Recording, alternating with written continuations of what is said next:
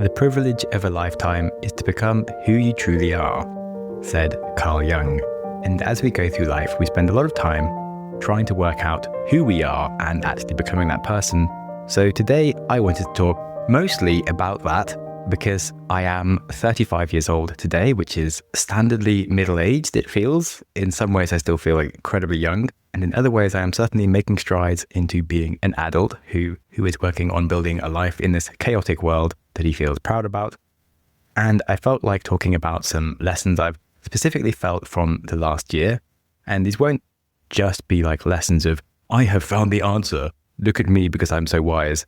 A lot of them will be, isn't this an interesting paradox that we go around trying to balance? And I'm not entirely sure what the answer is, but I think this is a useful thing to think about and work out for yourself.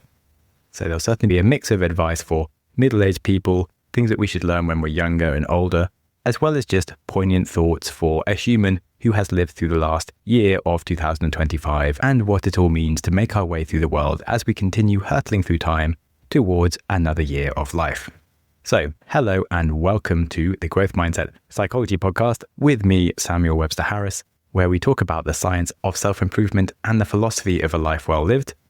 Definitely a more philosophical episode today, slightly less scientific studies or specific results, and a lot more anecdotal data today with some interesting stories that you might resonate with. I think I have 7 main points I want to make, which is perhaps representative of the fact I've been reading too much Babylonian history. But within those points, I think there's probably about 20 different things I'm actually going to talk about. So let's not hang about and start with the first thing I was referring to in regards to the topic of becoming who you truly are and alignment, which is going to be a common theme in today's episode. Another quote to hit you with would be from Mr. William Shakespeare himself, who said, "To thine own self be true." As adults, a lot of us struggle with the ideas of balancing motivation and doing things for the right reasons, but where we can still feel like an individual. So, for example, I think we grow up wanting to express ourselves artistically with individuality and the ability to feel like we're living authentically and true to ourselves. And yet we get pushed to do things by the world around us, whether that's the job you choose or like just Instagram moments, like taking a photo of the same thing that everyone else is taking a photo of. And I think it can confuse us to how present we really are in our lives. So it's interesting to reflect on the conversation I had with GeoWizard on the show a few weeks ago, where he talked about the fact that as a creator who goes on these crazy missions, walking in straight lines across countries, where he can often feel like he's just doing things for the content and it's not necessarily his personality. Yet at the same time, it is completely his personality and he actually gets to go and do the exciting things because he's making content.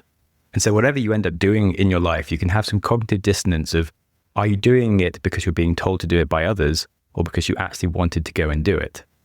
And the reason I'm making this point is because of the people that don't feel in alignment, clearly are only doing things just for the money and the wage and don't even like the thing that they're doing. And the people who feel most happy are the ones that are genuinely like just excited to go and do the thing and they happen to get paid for it, right? So that's like a general thing to seek. And then when you're thinking about your life otherwise out of like a job and how you plan your weekends with friends and what you take photos of and what you think is cool, is it necessarily bad to do things that are Instagram moments where you're trying to get a photo of it? Because if you think that you're only doing it for status signaling and like getting on with the tribe, that feels kind of bad to me. Yet equally, if you are making memories that are important to you and valuable, I think that really is important and you should probably seek to go and do things that are worth taking cool photos of. Whilst I'm a creator here on the Growth Mindset and my other shows where I personally spend so much time being driven by, okay, this external vehicle that I've created that defines what I do with my day to day. This is essentially an interesting paradox that I found myself, but each year I try to recalibrate to make it something that feels even more true to me and like I get to talk about just the things I really want to talk about. But I hopefully have done a good job of this year to get closer to that. And hopefully, whatever it is that you do with your life and your free time, you are also doing the same thing. Which leads me on to the next point around personal growth. There's another saying that it takes courage to grow up and become who you really are. And I think there's 2 sides to personal growth. And we normally only think about one side that's mostly spoken about, and even on this show, I normally speak about the one side, and I only thought about the other recently. But I'll start with the common one, the example like, lobsters shed their shell entirely to expand into the new shell that they're growing underneath it. And for the next few weeks after they shed it, they're kind of vulnerable, but they level up. And snakes do the exact same thing. They grow a new skin underneath the current one they're using, and eventually they tear it off, and it allows them to grow, remove parasites from their damaged skin. And it's so representative visually of what we do in life when we move school, we go to university, we change jobs. We have been growing inside with these different ideas and things that we want to express, and we have to shed like all the things around us that keep us stuck to go into something new where we can start expressing ourselves as this new person. Perhaps you don't actually change your job, but maybe you start wearing different clothing and you start feeling different in yourself. Like there's many ways that we can shed our current skin and become a new person, and maybe you take on new habits, all these kind of things. And that's great. And I think that's what a lot of growth content focuses on, the state of becoming. But I think there's also a state that is a different way of personal growth and change. And that is a state of mourning and saying goodbye to who you were. And I don't know why I'd never thought about this in this way, but this summer I went on a cycling trip around Cornwall. There's a place that I did used to live for a while, but it's not a convenient place to visit in England. So I barely go there, yet I have been there like a few times at important moments in my life with like different best friends on holiday trips. And so this cycle trip that I went through was the craziest nostalgia trip for me. Like I started in Bristol where I went to university and I ran my first business, and I met a lot of old friends from that and even my old boss. And then I just cycled through all these different key moments in my life as I went on this trip. And then when I got to the end, I went to this house that I'd rented for a month with my old company, which I was running. And two of the other people that I'd been running that company with both had babies on the same day that I visited that house. And like the entire trip was the weirdest nostalgia thing, / also teaching me that I'm now old. And the point that I'm making was that as I went through each of these different moments where I was like on a beach, which I used to go to with a best friend that I haven't seen in like 10 years, I spent a lot of that trip visualizing who I used to be and realizing I am no longer that person, and making peace with the fact that that old person is now dead and gone, and that I am now a new person that is middle-aged and not doing any of those things that I used to do. And it was a really hard one to explain, but I felt like I caught up with, for once in my life, who I actually am at the time. Normally, you're always thinking about who you can becoming and who you're being next, but you don't think about who you're not being and who you're leaving behind. I feel like you have this tread mark of your personalities over time that still exists within you that you haven't quite let go of. It's really important to actually be able to let go of them and recognize these things that were important to you that aren't anymore. It was a really amazing holiday that I did not in the slightest plan for, and it ended up being one of the most important things I've done for myself. And I don't know how to help other people do the exact same thing, because it was very coincidental how many different places I got to visit that marked very different periods of my life as we went on the trip. But if for some reason you can go visit places that you used to live or go to school, or different memories that you haven't been to for a long time, I'd really recommend that you do. And that's about that. So now we've discussed who we aren't, we can go back to who we are and the concept of how much you've pushed yourself. Because the conversation I've been having a bit with my partner is the concept of the skill to be grateful in life versus the skill for problem solving are two very important skills that are directly opposite against each other. And I don't think it's very intuitive to work on both of them at the same time or practical at all. And it's definitely hard to balance these things in my life. I really have enjoyed doing stupid things like trying to run a marathon without water, where I basically collapsed and passed out, or I tried not eating for 5 days, and I've run startups and climbed mountains, and really enjoyed the desire to push myself out of my comfort zone and do things that I had no idea if my body would be able to do them. And the concept of knowing what your limits are, I think, are important to push and find out how much more space there is available in your capacity, and to look for different problems you can solve and try and start crazy startups, etc. And yet it is also really important to be able to enjoy your weekend with friends, to turn off, to not be seeking more, to not wonder what else you haven't done, etc. The people I most look up to who seem to be the happiest in life do have both of these skills and use them at the right time.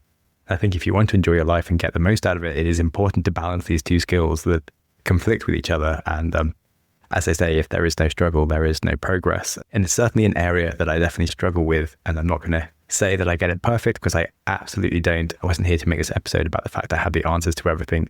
I am here to present the most important questions worth people working on.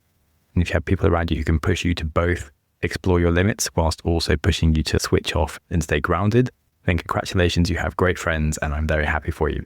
And let's move on to other things I struggle with, such as being overwhelmed by big projects.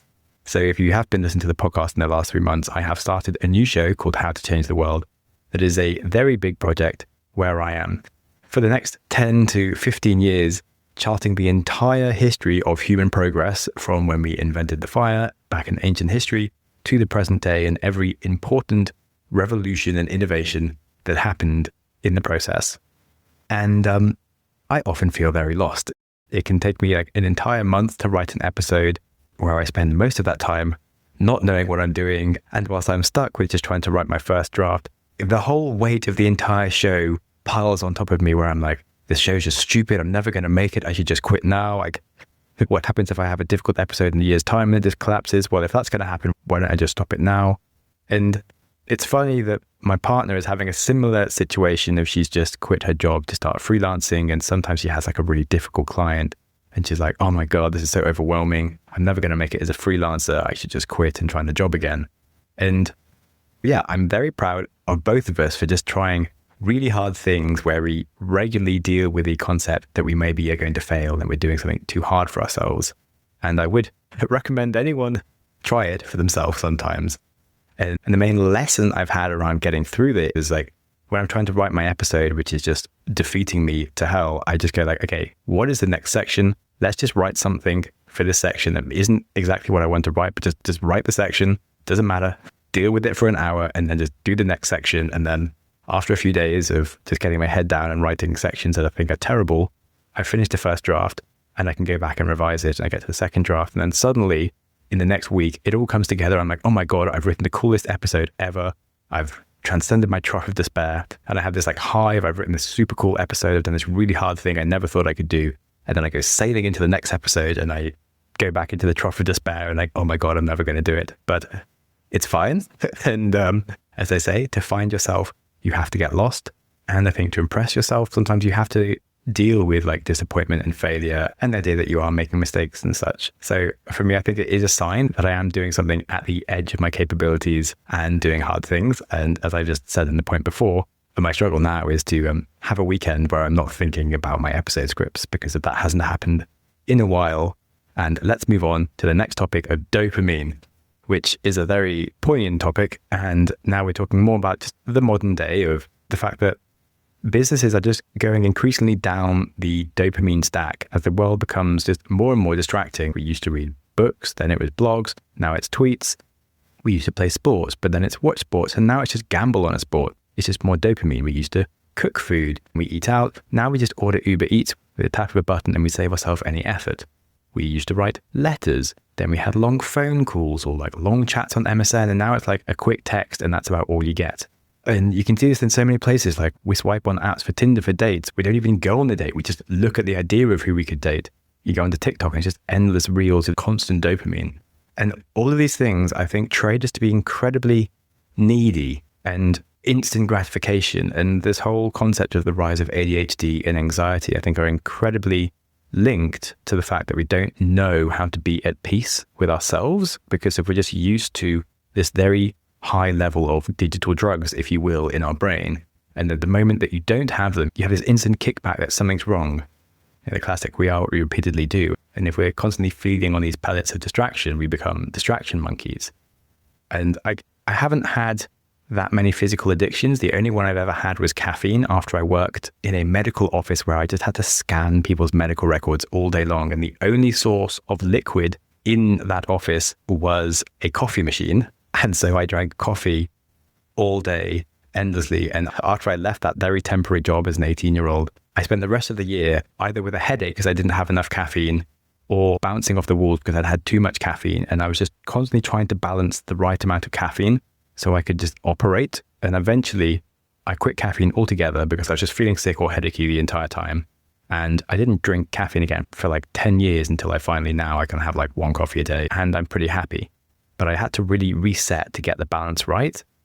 And it honestly feels to me that way with these digital drugs lately, in that we're constantly seeking information. It's always like a notification, a piece of news, a text from a friend, checking your email, checking the Bitcoin prices. We're constantly trying to be immediately satisfied on knowing what's going on from a never-ending source of potential information, that when you spend too much time in it, it feels too much and you want to break away. But as soon as you break away, you feel like empty and that you haven't been catching up on things and you can't just concentrate and do the thing you want to do because there might be something else you need to catch up on, etc.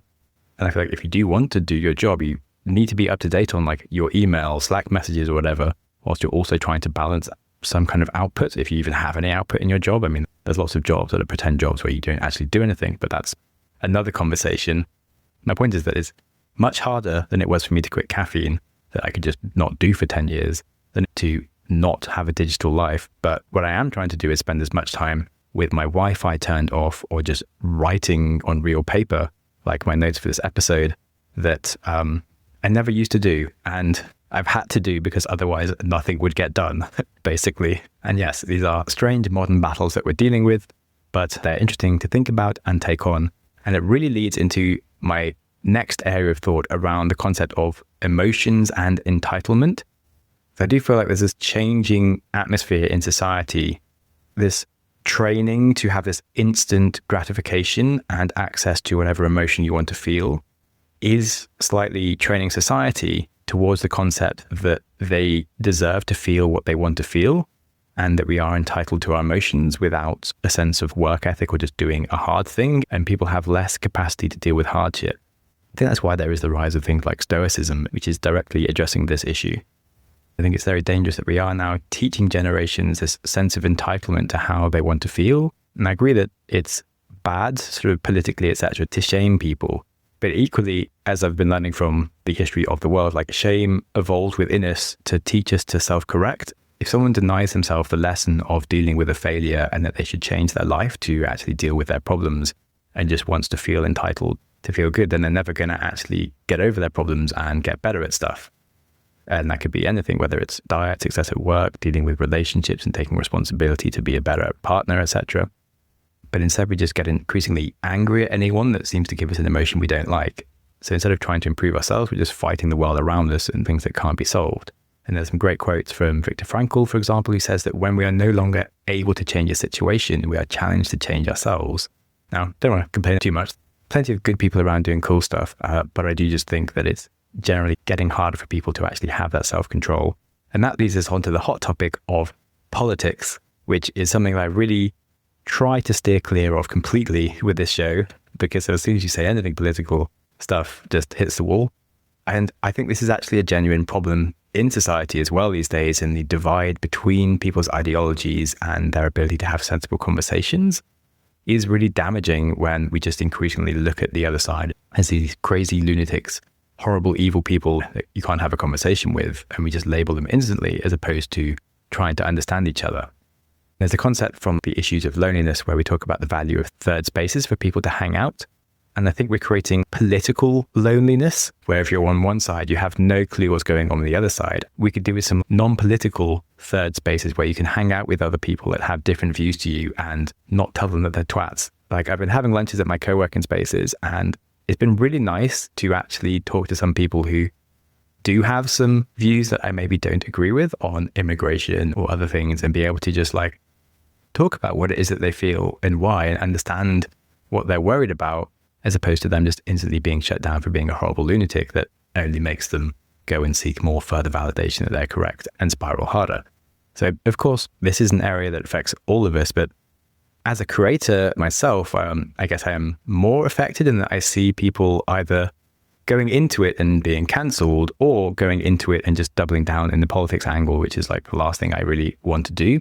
But on my new show, like the How to Change the World one, I'm talking about, in every episode, it seems like something comes up that is like political. Like from the fire episode, I end up talking about gender roles. In the language episode, I talked about the concept of shame and inequality and things. And I have to make so much conscious awareness, try and balance any view that might sound extreme. So if, for example, I've had to try and explain that life is incredibly unfair and all human progress has happened because of inequality. But also that's mixed with the fact that if we have too much inequality in human society, then it ends in a disaster. And like these are two very left-wing and very right-wing concepts that if it sounds like I'm supporting either of them, I just piss people off on either side, which is certainly frustrating when I'm trying to just talk about the paradoxes of the world we live in, where there are no simple answers, and that it is worth just looking for truth without pointing fingers or labeling people as stupid or evil. And in fact, on the concept of that, I do think both sides of politics usually spend a lot of time pointing out how stupid and evil the other side is. And yet, I think it's pretty hard to be both stupid and evil at the same time. And anyway, whatever, moving on to the next point. As Nietzsche says, there are no facts, only interpretations. And let's talk about my other issue with content these days, which is how beige and biased so many things are becoming. Like, okay, this is my last point of complaint, I swear.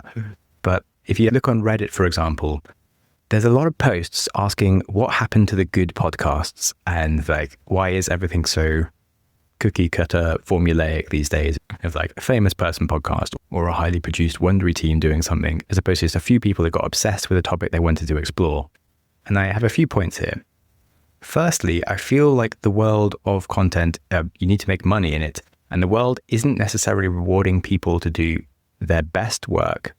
It's rewarding people to give an answer or to stick to that formula that they think people like. So if you listen to Andrew Huberman, on the one hand, I really respect how clear he makes some things in science and how good he is at explaining things. But on the other hand, if I listen to more than a few episodes of him, my critical thinking alarm bells start ringing and I'm like, he always has a good answer for something to solve whatever thing he's talking about. And often I think he's talking about things that haven't yet been solved, but he acts like he is. Like, he listened to his ADHD episode most recently and he's like, oh yeah, if kids stare at a wall for 60 seconds, their ADHD gets cured. And you're like, no, they don't. Like, I'm pretty sure staring at a wall for 60 seconds will not cure my ADHD. Thanks, Andrew Huberman. You don't even have ADHD, so stop pretending you know what happens, because you don't. And I think he's just got used to the fact that he has to sell an answer. And so he always does, even if he hasn't got one. And before it sounds like I hate him, I actually like his podcast and I think he makes some great content.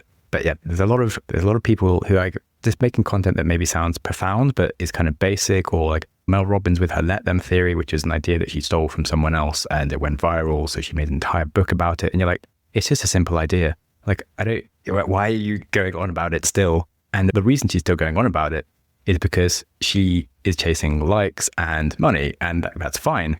But as I've said, the world isn't rewarding people to do their best work. It's rewarding them to follow the likes. And it's annoying. And so I feel like less people are driven to create their own magnus opus on something that no one asked them to do, but because they needed to get it out of themselves. And I'm not saying these people don't exist at all. Like Nicholas Taleb wrote 5 long books about different economic theories that he just wanted to write. No one asked him to do them. And that's freaking fantastic. But because of the volume of content out there, so much of it is driven by likes and chasing money, that it feels like there's less people doing their best work. Although from a total volume standpoint, there probably is more people doing incredible work than there ever has been before. It's just as a percentage of what is mostly blasted at you online, it feels less, I guess. And the other issue here with content is that so much of it is kind of dopamine grabbing. Like, people have gone for like the most clickbaity headline of, this thing is so crazy important, this will change your life, no one ever told you this, they lied about that, etc. And it feels overwhelming how incredibly important everything is to consume. What actually is important loses its status and beauty and specialness and reverence, because everything is so, holy crap, oh my God, so important, that we don't really even know what is important anymore.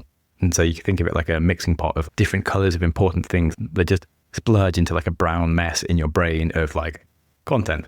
And I think there is actually really good content out there that you just need to spend more time not engaging with all of the crazy other stuff that you don't necessarily need to consume. And so something I think about here is like, when you look at politics, I find it very easy to apply critical thinking to anything that is political. Like if I listen to something left-wing, I can ignore quite a few things of what they're saying where I'm like, okay, your biases are just overriding you here. Or if you listen to something right-wing, again, I feel like I've had to like put on my ignore half of what I'm being told hat to understand the objective parts of what being, whilst accepting that someone has a subjective thing. Whereas if I'm listening to like Andrew Huberman, I feel like I have to put a lot more effort into doing the critical thinking to think about where is he selling me something versus where am I getting some good science, etc. And what's really nice is when you do find creators out there who are purely making something for the sake of making something beautiful that they're really passionate about, but has no agenda behind it, or they're making their magnus opus, etc., which I'm definitely trying to do with my new show, and I've hopefully tried as much with this show. But again, I'm not perfect. I also have advertisers to please, otherwise I would not even be able to do this job. And so it's a hard nut to crack. And topically, we do need to have an ad break actually, which is not in the slightest bit awkward. And let's get this over with before we start talking about the lenses with which we view life. And on that, we can move on from complaining to talk about lenses with which we view life. Right. Something I've said on this show a few times is that psychology, for example, you can explore the entire field of psychology through the theory of growth mindset. You can also explore the entire field of psychology and everything within it through the theory of attachment theory. And a lot of things are basically everywhere, but if you only stick to one thing, it can sometimes be too much. Or for example, desire and fear are two sides of the same coin. Whatever you desire, like a better job, a hot partner, a house in a cool area, the opposite of that is fear. You fear being fired from your job. You fear being lonely. You fear being poor, etc. Now, if I was to go through your life and explain every action you've ever done just using fear, I could, but it would be a bit negative, right? You'd feel perhaps a little pathetic if I explained every single decision you made using fear. But I could technically do it, but I don't think it's the best way to go about explaining someone's life necessarily. And so now I've explained the concept of lenses and why using a variety of them, like interdisciplinary thinking, is really valuable rather than just only ever using one lens to explain life. Now, as I have just hit being 35 years old, and I feel like that is categorically midlife, and it's also the point where like athletes stop being athletes, is the point where you are too old to be expected to make breakthroughs in physics or to come up with some cool new alternative form of music, for example. And it feels like, the cool part of your life is probably already over. And that could be one lens that I view the world with. But on the other hand, 35 is the point where you've had enough life experience from very different fields to have become an expert in different areas and combine these skills into like a very unique skill set that is valuable to the world. Is the point where if you're so interested, maybe you can start writing books or perhaps producing movies or starting businesses because you actually understand what problems the world really has. Or if you're slightly deranged, you could even get into politics. So actually 35, as much as it feels like the death and end of a cool part of your phase of life, it's also the beginning of a cool phase of your life where you can do some of the best work and most exciting things. So I'm actually excited. And I think regardless of how you want to view these from those lenses, in both respects, if you want to do one of those things, like make really cool albums and music and the stuff that young people should do, or write books or make movies like old people can do, it is pretty essential to be around the kind of people to collaborate and push you to do those cool, crazy things. Otherwise, it's very hard to do some of those things by yourself. And in self-improvement, we can spend so much time obsessing about ourselves and like, how can I do this? And a lot of it comes from like, I just need to move to the right place and have the right friends. And you'll find like all of the hard stuff that requires so much motivation from you becomes actually quite easy to do if you're just naturally around the places where you can be yourself the best. But of course, you do have to know what it is you want to do and what can make you happy, which gets me onto the other topic of like a midlife crisis. And I have lots of friends lately having them. And as I started this episode with the quote that the privilege of a lifetime is to become who you truly are. And I feel like a lot of a midlife crisis is being stuck in a place where you don't feel like yourself and you almost don't recognize the person in the mirror looking back at you. And you're like, is this who I am? And part of that, like I mentioned earlier, was the lack of grieving who you used to be and arriving at where you are. And probably more important is the feelings of peace and contentment with what you are doing. Most of my friends that have been having issues are the ones that have had success, but actually aren't that bothered about the thing they're doing anymore and don't know what it is that they could do that would even then make them happy. Now, of course, being in the society where we're constantly being told the expectations of others and our increasing dopamine addictions, where like the moment we have some time to ourselves, we just feel like there's something wrong or missing, then this all makes it very easy to look for the obvious answers of when you feel like something's wrong with your life. Well, maybe you just need a bigger house, a better car, a more fun holiday to go on, etc. But these people have had enough experience to have done that a few times and found that it hasn't changed anything or improved their life. And so they're a bit lost of like, well, I can just try and do that again, but I don't think it's going to change my problems. And they start to realize that finding your passion isn't just about career and money. It's about finding their authentic self, but they don't even know what that is because it's buried beneath other people's needs, expectations, or ideas in society. And they're stuck with this challenge of now trying to rewrite the story of their life as they want it to be and discontinuing all these stories that they get told from society. And often you might just need better friends that you can hang out with who make you feel relaxed and okay as you are. And the other thing is you just need to get better at having fun, which is a skill and not an easy skill always for humans these days. But it can be done, whether that's in the job that you work at or the hobbies you have. And something I'll often see is that people want to find a solution and they want to find the perfect solution like straight away without making a mistake. And that's obviously a recipe for failure. I really usually encourage people to just try lots of different things, like try 5 different hobbies, try some different careers. If you feel like you need a career change, of course you don't know what the perfect one's going to be. It's okay to pursue something that actually after 6 months or a year, you don't feel is right for you because you've been pursuing the last one for like 10 years or whatever. And it's okay to get some very different experiences first to actually iterate towards the thing that is the most ideal for you. And there's a lovely saying that as you start to walk on the way, then the way will appear. So yeah, I know it's very alluring to overthink and feel like you can solve the problem by planning and thinking about it and making the best decision. But actually the way to solve the problem is just by taking action and doing stuff and then seeing what happens. And yes, the way will then appear. And this leads me to the final point of my random ramblings that somehow all interlock and make sense together. And this is the concept that memories really are incredibly important. They are basically the story of your life, and the story of your life is who you are. And 99% of your memories, probably more than that, are lost to you. And that means that they don't exist in your mind, and it's like it never happened. And if you spend too much of your life doing things that are of no consequence or interest, where you're not making any memories, you have no reason to take a photo of it because it's just boring. It's a bit like an evil doctor came and wiped half your life away. Or if you ever watch Severance, where they have this office where they go to where their mind is completely blanked. It's like you've just been locked in that building for half your life. Like what sticks out in your memory is the unusual things, the risk you take, the scary things, the silly things, the surprising things. And those are what end up being the story of your life that are actually remembered and make you who you are. And so it's really worth doing more of them. And if you ever get a decision on like a Wednesday night, oh, should I go do this thing or not? And the alternative is just doing the same thing you always do versus doing something different that will get remembered. Like it's worth choosing the memory, even if it's a bit more effort.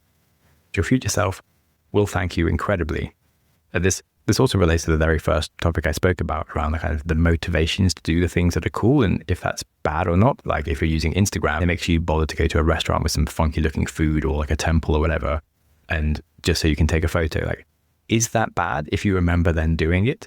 And like, maybe not. Like whatever it is that makes you go and do things, you can run with it.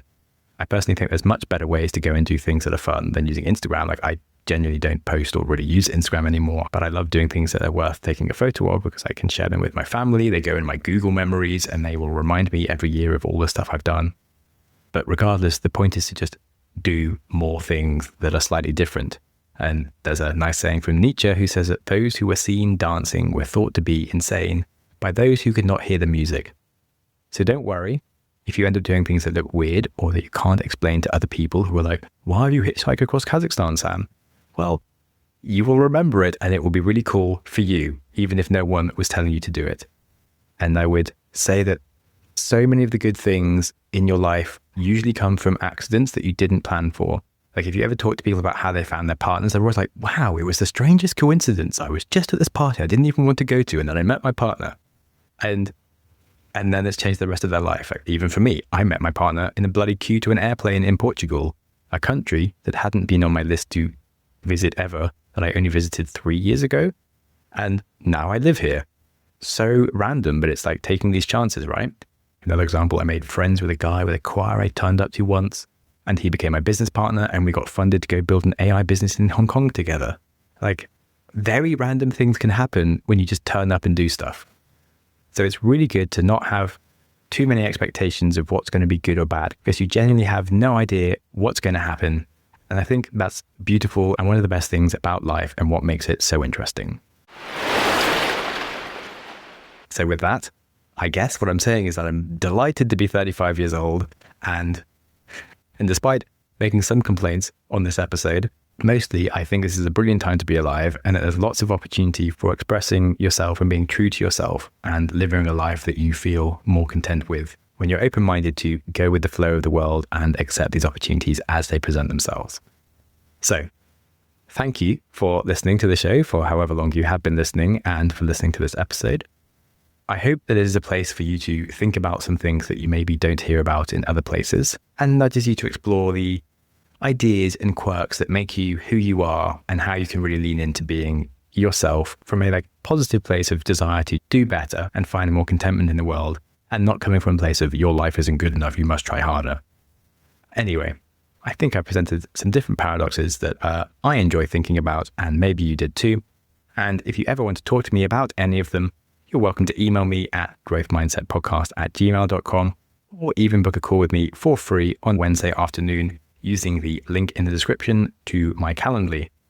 Right, as it is my birthday, if you aren't subscribed or if you haven't left a review, now would be a really good time to leave a 5-star rating to be nice to me, because, I'm 35, I'm getting really old, and it would be great if my podcast looked more popular so my mum would be less worried about me not having a job. And with that very needy request over, I'll remind you that Albert Einstein said that life is like riding a bicycle. To keep your balance, you must keep moving. So yeah, do try doing some hard things. And whilst you're at it, be patient with yourself. Every day you will grow and get stronger, and the weight of the world will become lighter. You'll begin to shine brighter as long as you don't give up.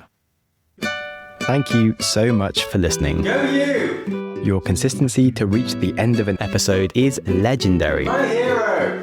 If you have any ideas or feedback for the show, I'm always interested to hear from you. You're the best! Studies show we need time for information to sink in, so I'm going to give you a 5-second pause. Silence. To reflect on one idea from the show before you jump back into your busy life. Ready and go.